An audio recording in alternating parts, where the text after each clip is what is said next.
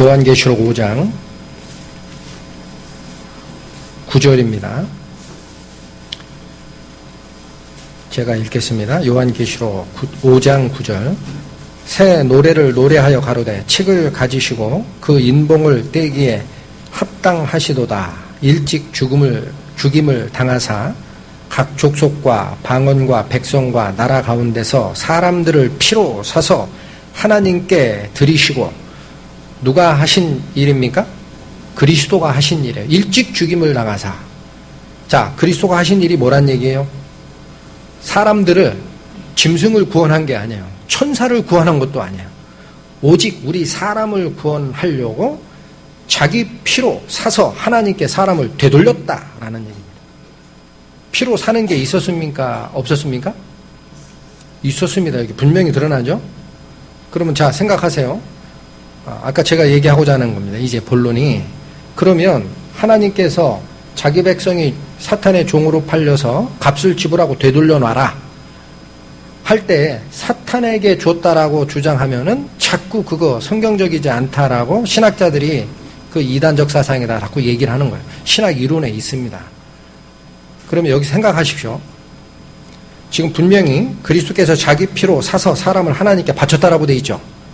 그러면 그 피가 누구에게 지불된 겁니까? 일단은 유보하시고, 사탄인지 아닌지 일단 이제 유보하시고, 하나님께 지불된 겁니까? 아닙니까?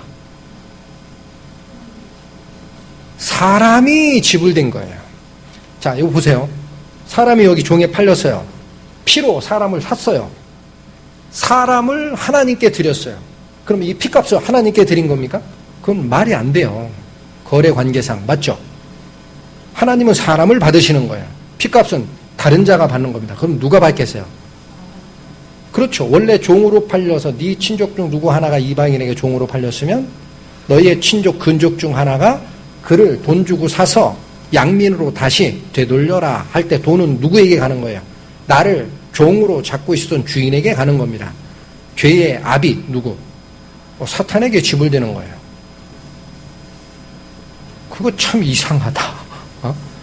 어떻게 사탄에게 죄값을 지불하느냐. 오늘 설교 끝에 다 나옵니다. 자, 한 번 더 보세요. 그러면 요 구절 말고 또 있습니다. 요 구절 말고 신약 224페이지 사도행전 보세요. 사도행전 20장 보십시오.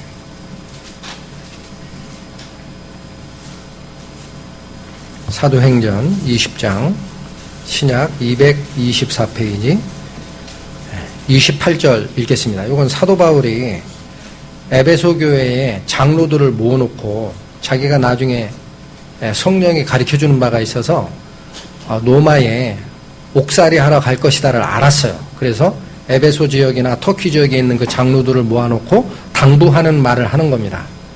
그게 28절 내용인데 이렇게 되어 있습니다. 읽겠습니다. 너희는 자기를 위하여 또는 온 양떼를 위하여 조심하라, 삼가하라. 그 다음에 성령이 저들 가운데서 너희로 감독자를 삼고, 이 말은 오늘의 주제는 아니지만 이것도 우리가 잘 생각해야 돼요. 하나님이 양떼를 먹이는 목자나 감독자를 세우시는 것이 그 역할은 하나님이 하시는 거예요. 성령이 세우시는 겁니다. 그건 뭐 오늘 중요한 얘기가 아니니까 삼고, 뒤에 나오는 말씀이 중요하죠. 하나님이 자기 피로 사신 교회를 치게 하셨느니라. 그렇게 되어 있죠. 자, 아까 요한계시록에는 어떻게 표현했어요? 그리스도께서 피로 사람들을 사서 하나님께 드렸다라고 되어 있죠. 근데 여기 사도행전에는 뭐라고 되어 있습니까? 하나님이 자기 피로 샀다라고 되어 있어요. 교회를. 왜 그렇습니까? 그분이 그분이니까. 근데 제가 이 구절을 더 펴드리는 이유는 뭐냐면요. 사람들이 오해하는 게, 그래, 그러면 종의 상태에 있던 사람을 하나님의 백성으로 완전하게 되돌리기 위한 대가가 지불되는 건 맞으나 이건 하나님께 드린 거다라고 또 주장을 해요. 그런데 여기 말이나 아까 계시록의 그 문장 구조를 보면 하나님이 대가를 받은 게 아니죠. 특히 이 구절 보십시오. 하나님이 자기 피로 사신 교회라 그래요. 그럼 자기 피를 지불했는데 대가를 자기가 받으면 자기가 산 겁니까? 성경은 있는 그대로 읽으시고 이해가 안 되면 기도해야 됩니다. 가르쳐 주십시오. 하나님, 이게 무슨 뜻입니까? 어떻게 사탄에게 그리스도의 피가 성도들을 구속하는 대가로 갈 수 있습니까? 그 더러운 자에게 저에게 알려주십시오. 그렇게 기도하고 읽으셔야 됩니다. 성경. 이게 비밀이 드러나요. 자, 그래서 우리가 전에 한번 봤던 건데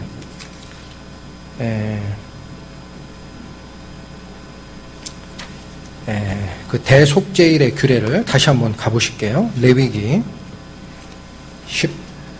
16장 구약 170페이지입니다. 구약 170페이지 레위기 16장. 이게 대속죄일에, 그러니까 1년에 딱 한 번만 대제사장이 지성소로 들어가서 속죄를 행하는 게 있죠. 그게 요 대속죄일인데 전에 한번 말씀을 드린 거라 간단하게 보겠습니다. 5절 보세요.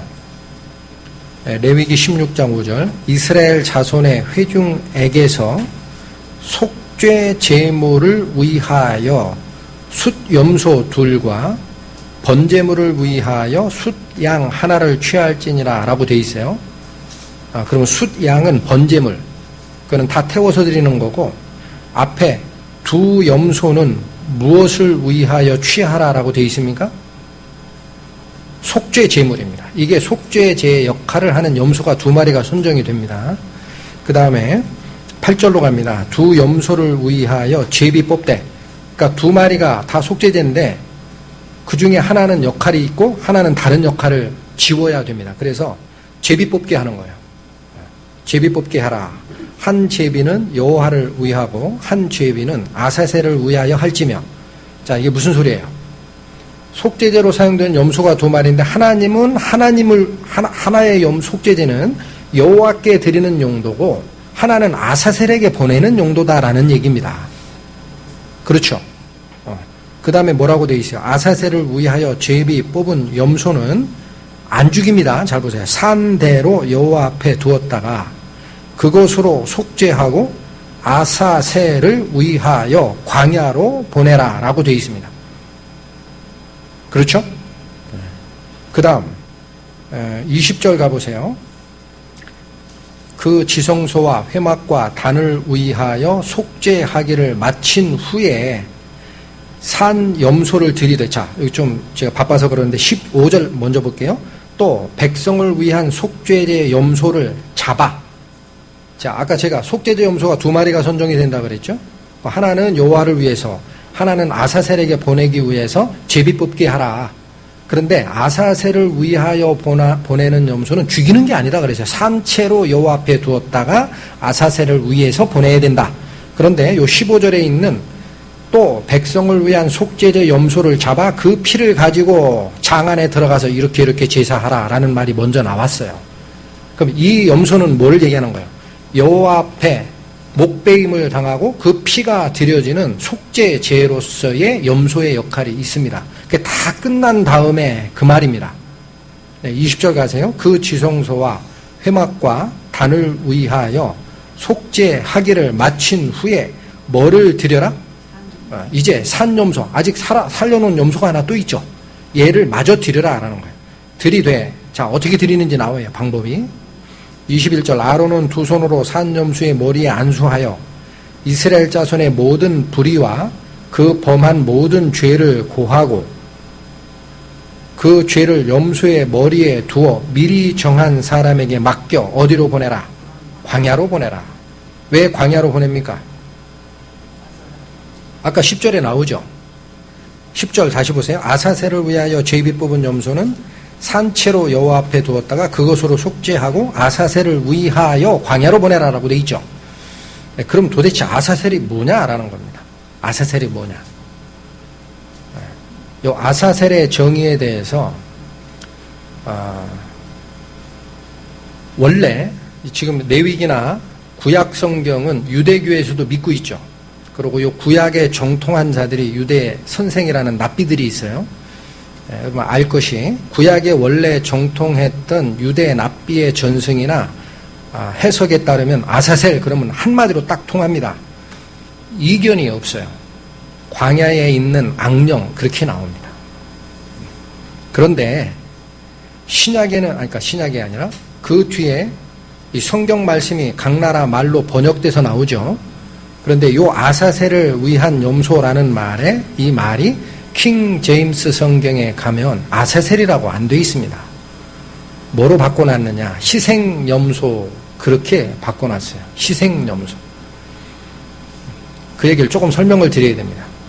그 왜 그렇게 바뀌었느냐면 여러분 영문 성경에 최초 영문 성경이 있어요. 그거는 1525년부터 1535년 사이에 완간된 영국의 틴데일, 윌리엄 틴데일이라는 그분이 자기 목숨을 바치고 영어 성경을 번역을 합니다. 나중에 하지 마라 하는데도 말을 안 들으니까 그 양반은 화형당해요. 그 윌리엄 틴데일이 만든 성경을 틴데일 성경이라고 해요. 지금도 굉장히 유명합니다. 근데 그 틴데일 성경이 나온 다음에 킹 제임스 성경은 1611년에 나와요. 틴데일 성경은 언제 나왔다고요? 1530년, 20년 사이에. 그러니까 한 100년 후쯤 돼서 킹 제임스 성경이 만들어지죠. 근데 그때 바로 그 틴데일 성경의 약 80%를 그대로 따옵니다. 그러니까 지금 존재하는 성경의 가장 원어적인 표본은 그 틴데일 성경에 있어요.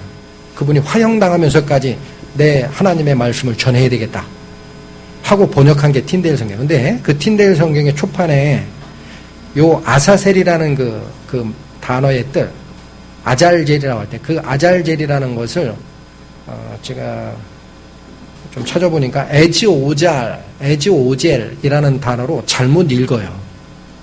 한 단어인데 아잘젤이 에지오젤이라는 단어로 잘못 읽고 에지오젤이라고 읽으면 에지는 뭐냐면 그게 염소입니다.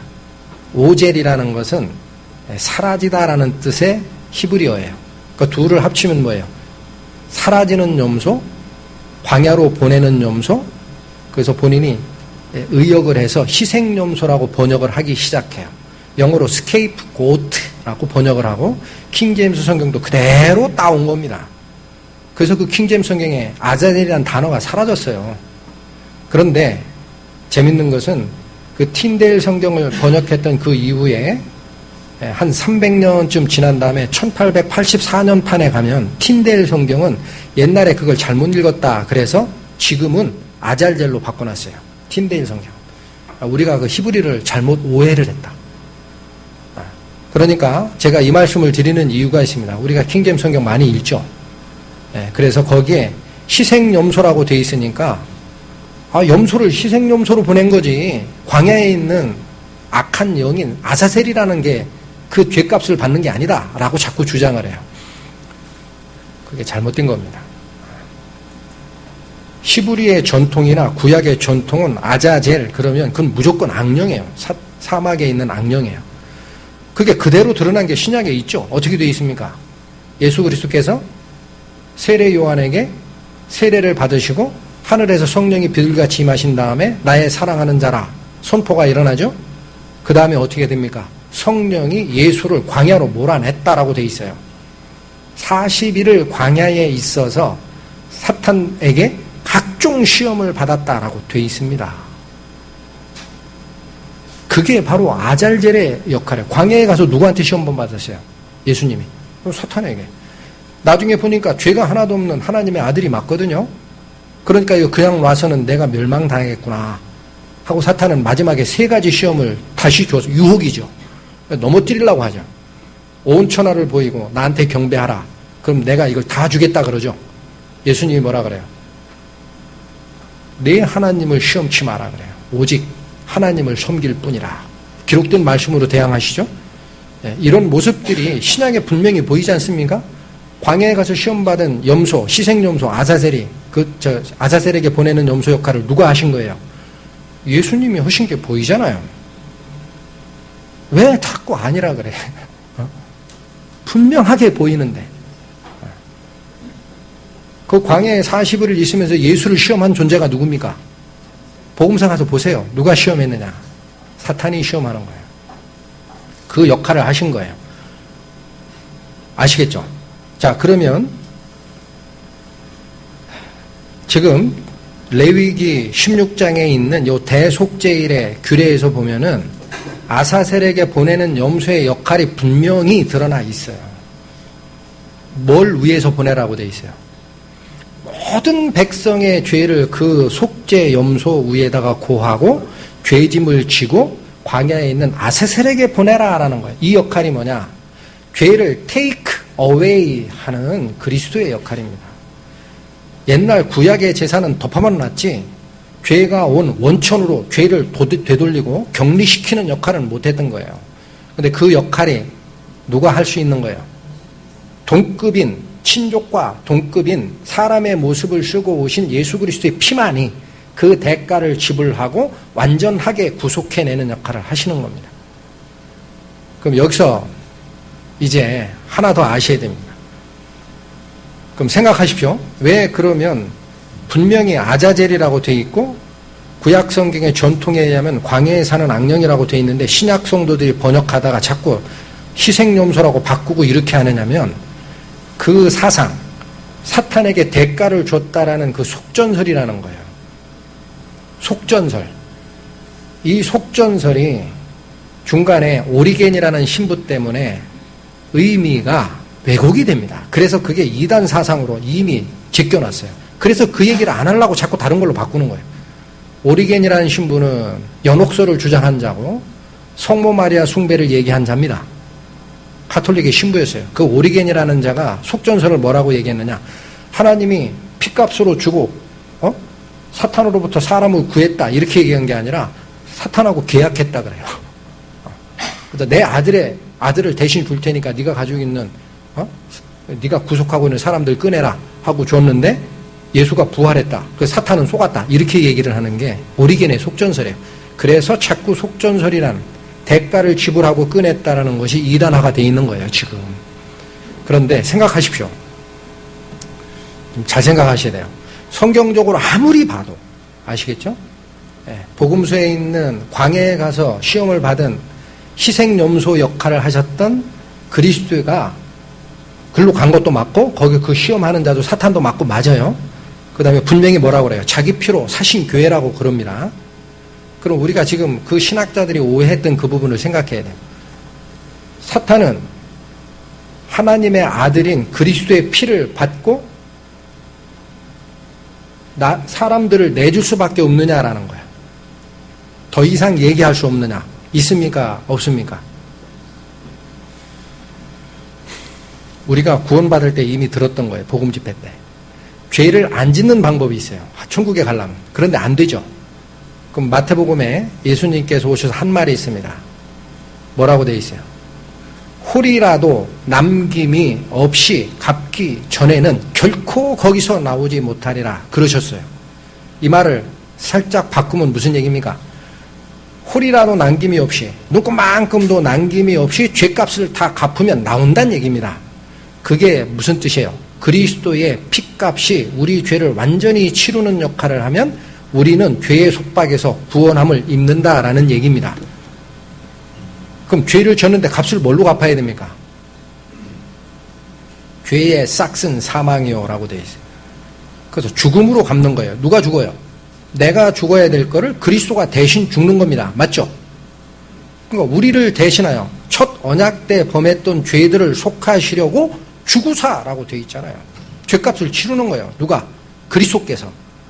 대신 죄값을 치렀다라는 거예요. 네가 죽어야 될 걸 내가 대신 죽었다. 그러니까 죄값을 사탄은 받았습니까? 못 받았습니까? 받았습니다. 네, 줄 수밖에 없죠.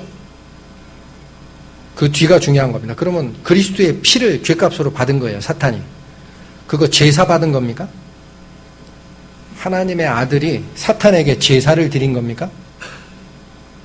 그게 안 풀리기 때문에 자꾸 속전설, 구속이라는 것을 이단화하는 거예요, 신학자들이. 여러분, 피를 흘리는 게, 피의 값을 받은 게 무슨 뜻을 의미하는지 성경으로 한번 증거를 해드릴게. 잘 들어보십시오. 신명기 보십시오. 19장.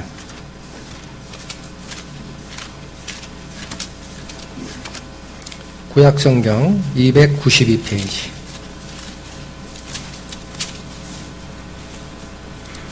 신명기 19장 10절입니다. 내 하나님 여호와께서 내게 기업으로 주시는 땅에서 무죄한 피를 흘림이 없게 하라. 이같이 하면 그 피가 내게로 돌아가지 아니하리라. 무슨 말씀입니까? 이스라엘 민족에게 한 거예요. 약속된 땅으로 들어가면, 가나안 땅으로 들어가면 너희는 무죄한 피를 흘리면 안 된다라는 거예요. 무죄한 피를 흘리지 않아야 그 피가 내게로 돌아가지 않게 된다라는 얘기입니다. 말을 반대로 바꾸면 무슨 얘기입니까?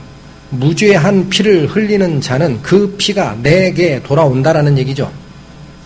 맞죠?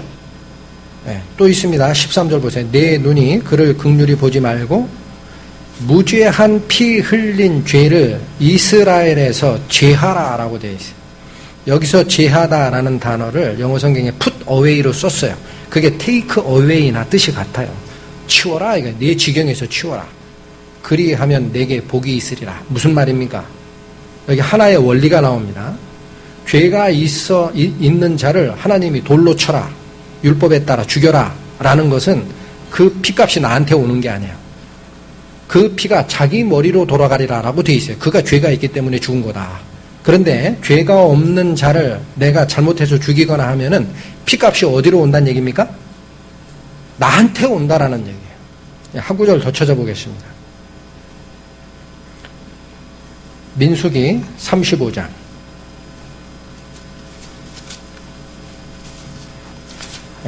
구약성경 257페이지입니다. 구약성경 257페이지, 민수기 35장 33절. 자, 여기도 비슷한 말씀 주십니다. 제가 읽겠습니다. 너희는 거하는 땅을 더럽히지 말라. 피는 땅을 더럽히나니 피 흘림을 받은 땅은 이를 흘리게 한 자의 피가 아니면 속할 수 없느니라. 그렇게 되어 있죠. 그럼 잘 생각하십시오. 지금 이제 초점을 하나만 맞추셔야 돼요. 지금 신학자들이 자꾸 얘기하는 하나님의 피를 자기 백성을 구원하기 위해서 하나님이 피값으로 뭔가를 줬는데 성경의 논리상으로는 종으로 삼고 있는 주인인, 죄의 주인인 사탄이 받은 거예요. 그러면 하나님께서 자기 피로 사탄에게 제사를 드렸느냐라는 거예요. 그렇다면 그건 말이 안 되는 얘기입니다. 그렇죠? 그런데 여기 성경의 원리가 어떻습니까? 무죄한 자의 피를 흘린 자는 그 피값이 누구에게 간다고요? 자기에게 가게 돼 있고, 무죄한 자의 피를 흘린 땅은 피를 흘린 그 무죄한 자의 피를 흘리게 한 자의 피가 아니면 사함을 받을 수 없다라고 돼 있어요. 그럼 지금 생각하십시오. 자, 결과적으로 보시면 사탄이 하나님의 자녀인 우리 인간들을 정당하게 선택권을 주고 꿰습니까? 가리고 속이고 꿰습니까? 하나님은 있는 그대로를 얘기하십니다. 너희가 먹지 마라. 먹으면 죽는다. 한 점 거짓말이 없고 가리는 게 없고 바꾼 게 없어요. 근데 사탄은 뭐라 그래요? 안 죽는다 그래요. 그 다음에 그 안에 죄가 들어오는지 설명 안 했죠. 먹자마자 하나님의 모습이 무서워서 나무 뒤에 숨지 않습니까? 그게 죄가 들어왔다는 얘기예요. 두려움에는 형벌이 따름이라. 죄값이 형벌이거든요. 그런 거 아무 얘기도 안 하고 거짓말 얘기해요. 너가 먹으면 절대 안 죽는다. 거짓말. 그래서 아까 계시록에 뭐라 그랬어요? 천하를 꿰는 자라. 거짓으로 꿰는 겁니다. 거짓의 압이라. 천하를 꿰는 자라. 옛 뱀이고 곧 사탄이라. 그가 내쫓기는 거다. 아시겠죠? 그러니까 거짓으로 하나님의 자녀를 뺏었습니다. 그러면 제가 가정한 거예요. 제가 하나님이라면 그냥 이렇게 하고 싶어요. 내놔. 너 거짓으로 속여서 뺏었으니까 원천 무효야. 내놔. 있는 얘기 다 해주고 뺏어야지.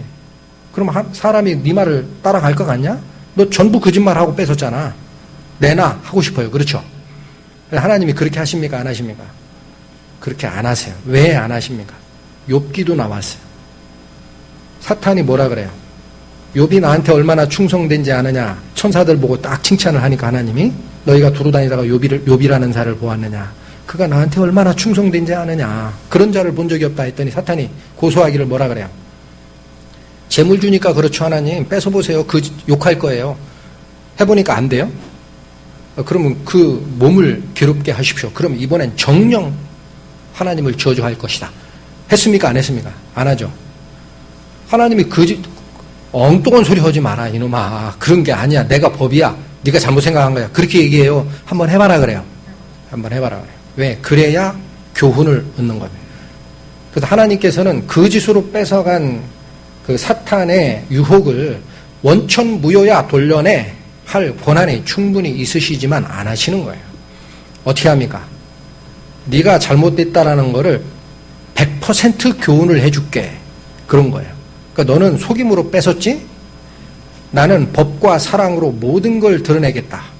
하고 야, 죄의 종이라고 자꾸 하지. 그러면 죄진 자의 싹슨 사망 아니냐? 그 다음에 그 값을 치룰 수 있는 자는 친족 아니냐? 사탄은 자기가 이겼다고 생각했을 거예요. 사람의 피로 죄가 없는 자가 없으니. 하나님이 자기가 죄 없는 피를 가지고 인간의 모습을 하고 올 것이라고는 상상도 못했을 겁니다. 그리고 죽으셨어요. 그리고 원위치로 돌렸습니다. 그러면 잘 생각하세요. 원래 원천무효가 원천적으로 잘못됐던 걸 원래대로 돌린 거니까 정의가 쓴 거죠. 그리고 뭐가 간 겁니까? 예수님의 피를 사탄이 가져간 게 돼요. 그럼 예수님이 죄가 있는 분입니까? 없는 분입니까? 예수님은 죄가 하나도 없으신 분이에요. 그러니까 무슨 얘기가 됩니까? 원래대로 우주 질서가 회복된 후에는 사탄은 죄 없는 그리스도의 피를 흘린 죄가 있는 겁니다. 잘 생각하십시오. 맞죠? 사탄은 자기가 원래 뺏은 게 정당하게 뺏은 게 아니에요. 속여 뺏은 거예요. 그러니까 그거 원래대로 돌려놓은 다음에 그 다음에 그 일을 사탄이 주장하는 법칙, 하나님이 세운 법이니까 얘 죄 졌으니까 죽어야 돼요 막 주장하죠. 하나님이 대신 죽어주잖아요.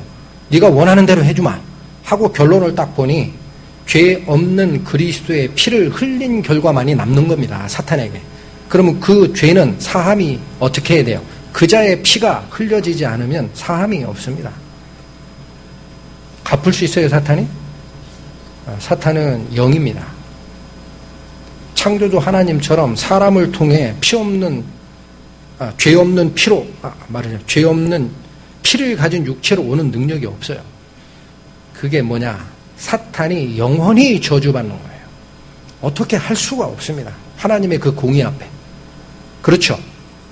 그러니까 영원한 멸망의 구덩이에 갇히는 거예요. 그게 예수 그리스도의 피가 뭡니까? 우리에게는 생명으로 이끄는 속전이고 사탄에게는 영원한 벌을 받아야 되는 판결문입니다. 못 바꾸게 되어 있습니다. 그것이 왜 아사셀 염소가 하는 역할입니까? 더 생각하세요. 왜 그렇게 해야 돼요? 우리가 알고 있는 게 있어요. 지금 여기 사스라는 전염병이 돈다라고 가정하세요. 여기 동물 하나가 사스에 감염됐어요. 백신 주사 놓고 해가지고 치료했어요. 완전한 겁니까? 아직 아닌데 싶습니까? 그렇게 치료 안 하죠. 사람도 어떻게 합니까?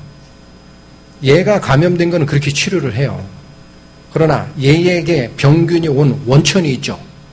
그래서 어느 지역 축사라든가 닭 기르는 그 양계장 검사해가지고 거기 원인균이 있으면 어떻게 돼요? 격리시켜서 딱 매몰시키죠. 왜 그래요? 죄의 원천이 옆에 있는 한은 개개인적으로 다 용서를 받아도 다시 와서 어떻게 돼요? 죄를 퍼뜨리는 문제가 생겨요. 그거 원천적으로 해결하려면 어떻게 해야 됩니까? 죄의 근원이 되는 것을 우리가 살고 있는 영역에서 격리시켜서 한쪽으로 묻어야 됩니다. 죄값도 돌리지만 그 죄를 완전히 짊어지고 저쪽에 가서 묻어놔야 돼요. 이해하시죠? 그게 지옥인 거예요. 여러분, 지옥이라는 낱말을 영어 단어가 아니라 헬라어 성경을 찾아보면은요, 게헨나라고 되어 있습니다. 게헨나. 지옥의 전신인 무적행, 음부라는 것은 하데스 이렇게 되어 있고, 지옥도 탈타로스 이런 용어가 있는데 그건 너무 복잡하니까 일반적으로 게헨나라는 단어를 씁니다. 헬라어로. 근데 그 게헨나라는 말이 어디서 나오셨냐면 히브리어에서 나온 거예요. 게라는 것은 계곡을 얘기하고 헨나라는 건 흰놈의 헬라어적 발음입니다. 그 게헨나라는 지옥이 뭐를 뜻하는 거냐면 흰놈의 골짜기를 얘기하는 거예요. 구약 성경을 가서 읽어보십시오. 어떻게 되어 있나. 이스라엘 민족이 사는 예루살렘 성이 있죠. 이게 약간 언덕이에요. 그리고 여기 성곽이 다 둘러져 있으면 예루살렘 성을 쏴고 있는 이 밑에 약간의 계곡이 있어요. 그 중에 하나가 흰놈의 골짜기입니다. 거기에 뭐를 했었느냐면은 이스라엘 민족들이 자기가 생활하다가 나온 쓰레기나 이런 거 태우는 장소예요. 쓰레기 소각장이고 쓰레기 처치장이 그 흰놈의 골짜기입니다. 그러면 지금 지구상에 있는 이것은 항상 하늘에서 오는 새로운 것의 예표인지 알고 계시죠? 천국을 뭐라고 표현합니까? 계시록에서 하늘로부터 내려오는 새 예루살렘을 보니, 그렇죠? 그렇게 얘기합니다. 그러면 우리가 가서 살아야 할 새로운 천국에 죄가 있으면 됩니까? 안 됩니까? 안 됩니다. 또 다시 퍼질 건데. 그러니까 그거를 우리가 살고 있는 천국에서 격리시켜서 쓰레기 하치장인 흰놈의 골짜기에 갖다 묻는 것이 그게 바로 지옥이에요. 그렇게 돌리고 인봉을 해서 더 이상은 못 나오게 해야 됩니다. 그 역할이 뭐라는 얘기입니까? 그리스도의 피밖에 없다라는 얘기예요. 그리스도의 피를 받은 사탄이 제사를 받은 겁니까? 오해하는 거다. 하나님의 공의와 사랑을 오해하는 거예요. 그러니까 하나님이 베푸시는 우주 질서의 회복은 굉장히 정당하고 굉장히 정확하고 1.1획도 틀림이 없어요. 하나님이 너 내놔. 원천적으로 무효야. 그러질 않고 어떻게 돼요? 네가 원하는 그거 나중에 가보면 왜 잘못됐는지 드러난다. 원하는 대로 법을 가지고 와봐라. 그대로 내가 해줄게. 하고 사탄이 원하는 대로 죄 졌으니까 죄값 치러야 됩니다. 다 자기 목숨을 주시잖아요. 그리고 나서 딱 해결한 뒤에는 결국 죄를 퍼뜨리고 속였던 그 죄값이 누구에게 가는 거예요? 사탄에게 가고 더 이상은 걔가 어떻게 할 수가 없어요. 그것이 죄를 take away 해가는 아사셀 염소, 아사셀에게 보내는 염소, 그리스도의 역할입니다. 그 분명히 드러나는 거예요. 이해하시겠습니까? 그래서 그거 완성하시려고 그리스도께서 오셨다라는 거예요. 첫 약속하 아래서 범했던 죄들을 구속하시기 위해 죽으사라고 히브리서에 나오지 않습니까? 그 대가를 다 지불하고 완전히 봉함해서 사탄 쪽으로 보내는 겁니다. 그리고 더 이상 너는 주장하지 마라 이거예요. 내가 값을 다 치렀다. 얘가 지금 아직도 구원받은 성도들이 아직도 죄성이 있는 것은 뭐예요? 이것도 잘 생각해야 됩니다. 아직 죄의 주인인 사탄에게서 못 벗어났다는 얘기입니까? 아닙니다. 하나님 앞에 이미 거룩한 거예요. 하나님 앞에 드리는 아사셀의 염소가 죽여져서 피가 뿌려지고 이미 성결함을 받았죠. 그러나 왜 아직 기다리고 계신 겁니까? 육체가 죽기 전에는 죄성은 어디로 안 가요. 그래서 우리가 오해하면 안 되는 게 있습니다. 구원받은 게 거룩함을 입은 게 맞습니다. 어디 입장에서? 하나님 앞에 거룩함을 입은 거예요. 그러나 우리 몸은 아직 뭐를 가지고 있어요? 육체. 죄로 물든 육체가 있기 때문에 하나님의 자녀처럼, 비대의 자녀처럼 하나님을 쫓아가는 그 과정에서는 이것을 자꾸 멀리하는 과정이 필요합니다. 그게 거룩함을 쫓아가는 원리예요. 자꾸 생명의 도만 잡고 있지 마십시오. 생명의 도만 얘기할 것 같으면은요, 대속죄일에서 염소, 속죄제 염소가 하나만 쓰이면 돼요. 왜 자꾸 두 마리를 씁니까? 구약에. 그렇죠. 예수의 피가 뭐라고 되어 있어요? 양심상으로 너희를 깨끗게 하고 하나님을 섬기게 한다라는 거예요.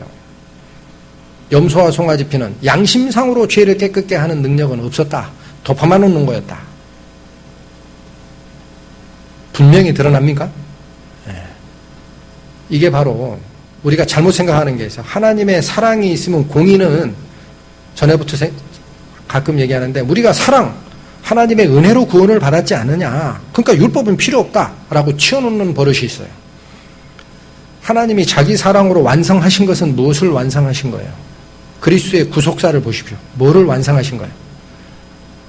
하나님의 공의, 그분의 법칙이 원천무효하고 그냥 판결을 내리시는 게 아니라 자기가 직접 와서 죄를 지고 가는, 자기 목숨을 죄인인 인간을 위해서 다 내놓는 그 사랑으로서 완전히 이루어진 다음에 뭐가 쓰는 거예요? 공의가 쓰는 겁니다. 어디로 가는 게 아니에요. 같은 거예요. 자, 말씀을 한번 더 보시겠습니다. 고린도후서 신약 288페이지. 그래서 이거를 사도 바울은 이렇게 표현을 했어요.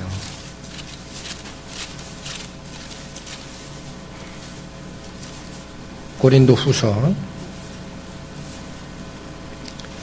2장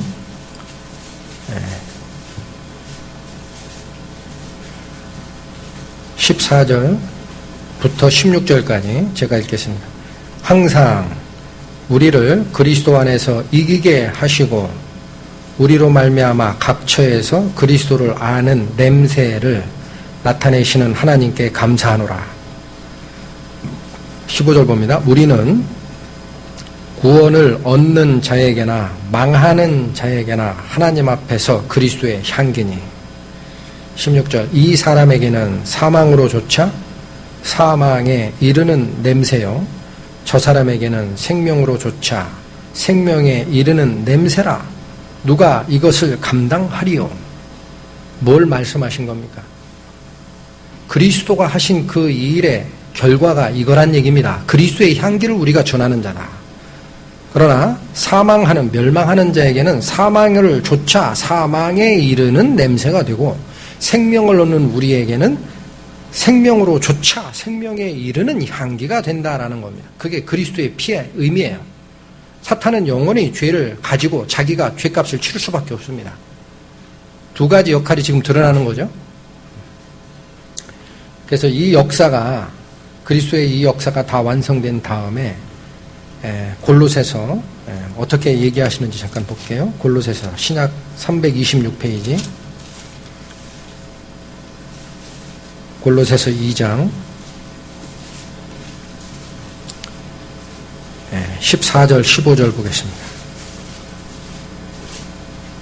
골로새서 2장 14, 15절 우리를 거스르고 우리를 대적하는 의문에 쓴 증서를 도말하시고 제하여 버리사 십자가에 못 박으시고 정사와 권세를 벗어버려 밝히 드러내시고 십자가로 승리하셨느니라.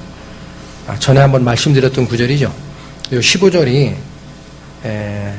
킹제임스 성경에 보면은 이렇게 설명이 되어 있어요. 정사들과 권능들을 벗기사 십자가 안에서 그들을 이기시고 드러내어 구경거리를 삼으셨느니라. 그렇게 되어 있습니다.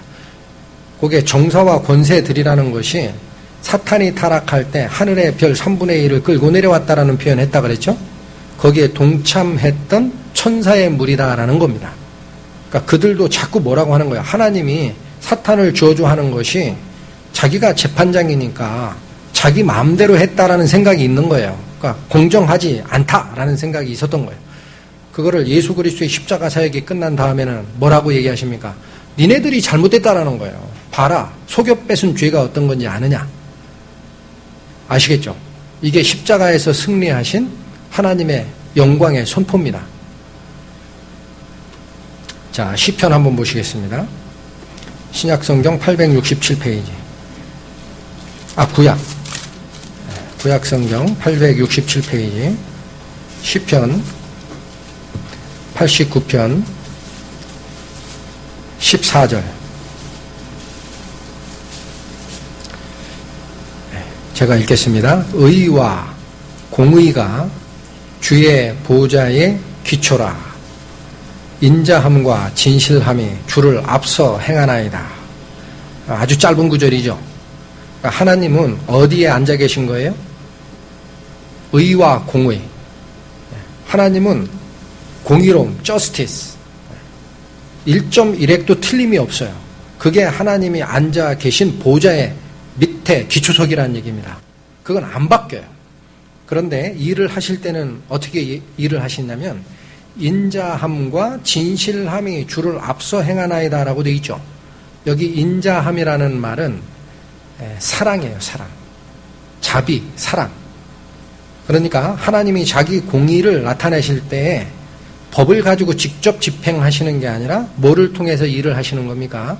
자기의 사랑과 절대 속이지 않는 진실함으로 모든 일을 다 행한 다음에 그게 앞서서 이루어진 다음에 하나님의 공의가 정확하게 쓰는 겁니다. 우주에. 그것이 하나님이 일을 하시는 과정입니다. 사탄을 직접 책망하시는 게 아니라 하나님의 사랑으로 네가 잘못됐다라는 것을 백일하에 다 드러내는 거예요. 자꾸 재판장이니까 내 마음대로 한다라고 생각하지 마라. 그거 아니다. 그래서 이 사역이 다 끝난 다음에 이건 제가 소개만 해드리겠습니다. 요한복음 17장 4절에서 6절 가보시면은요, 이런 말씀이 있어요. 아버지께서 내게 하라고 주신 일을 내가 이루어 아버지를 이 세상에서 영화롭게 하였사오니 아버지여, 창세전에 내가 아버지와 함께 가졌던 영화로서 지금도 아버지와 함께 나를 영화롭게 하소서. 이런 기도가 있습니다. 그리스도께서 하신 기도입니다. 무슨 뜻입니까? 아버지가 나에게 하라고 한 일을 다 했다. 뭐예요? 십자가에 돌아가시면서 죄를 다 제거하고 사탄의 잘못을 정죄하는 그 과정이 다 끝나면 아버지가 영화롭게 된다라는 거예요. 그게 무슨 소리예요? 하나님이 더 이상은 당신이 뭔가 문제가 있다라는 그 송사나 잘못된 우주의 무질서가 더 이상은 더 이상 소리를 낼 수 없어요. 하나님의 공의로, 사랑으로 다 드러냈거든요. 그러니 하나님의 그 영화로움이 우주 안에 다시 쓰죠. 그러니 이제는 어떻게 하라 그랬어요? 창세전에 나랑 같이 가졌던 그 영화로움으로 이제는 아버지께서 아들을 영화롭게 해 주십시오라는 그 기도를 드립니다. 그러니까 나중에 여러분이 계시록에 가보시면은요, 그리스도와 하나님이 한 보좌에 같이 앉아있는 모습이 보입니다. 그러니까 두 분이 원래 한 분인데 역할이 달랐던 거예요. 그러니까 그리스도께서 자기 몸을 바치시는 그 사랑이 하나님의 공의를 드러내고 하나님의 영화로움을 회복하는 일이 됐다라는 거예요. 그래서 나중에 에베소서에 가보면 뭐라고 합니까? 그리스도가 온 우주의 머리가 돼서 그 온 우주를 그리스도 안에서 통일되게 하려 하셨다라는 표현을 쓰시는 겁니다. 그게 하나님이 사탄으로부터 시작한 반란과 속임과 또 죄의 타락을 이 세상에서 완전히 깨끗게 하시고 쓰레기장에 딱 가두는 하나님의 공의로움, 그것이 완성된 것이 그리스도의 뭐란 얘기입니까? 구속이라는 겁니다. 구속. 돈 주고 사신 그 역할. 우리에게는 뭡니까? 생명을 통해 생명에 이르는 향기지만 멸망받을 사탄에게는 사망을 통해 사망에 이르는 냄새가 그리스도의 향기다. 그래서 앞으로 우리가 저희 성도들이 바로 그 그리스도가 우리를 깨끗게 하시는 그 영화로움을 마음속에 꼭 간직을 하시고 쫓아가는 그런 시간이 됐으면 하는 생각에 같이 상고하는 시간을 가졌습니다. 잠깐 기도하시겠습니다. 하나님 아버지, 감사합니다. 사탄의 교만과 반역과 속임으로 시작된 우주의 무질서와 죄로 더럽혀짐을 하나님께서는 손수 사랑으로 그 짐을 지시고 깨끗게 하신 후에 사탄의 그 속임이 왜 죄가 되는지를 정죄하셨습니다. 이것이 하나님께서 처음에 우주를 만드시고 이끌어 가시는 그 영화로움이 다시 회복된 것을 성경 말씀을 통해 우리가 오늘 분명히 알았습니다. 앞으로 주님의 말씀을 쫓아가는 우리 성도들도 하나님의 영화로움 안에서 그 영화로움만을 쫓아가는 삶을 살 수 있도록 저희의 눈과 마음을 주관하여 주시기를 원합니다. 이 모든 말씀 우리를 구원하신 예수 그리스도의 이름으로 감사하며 기도드렸습니다. 아멘.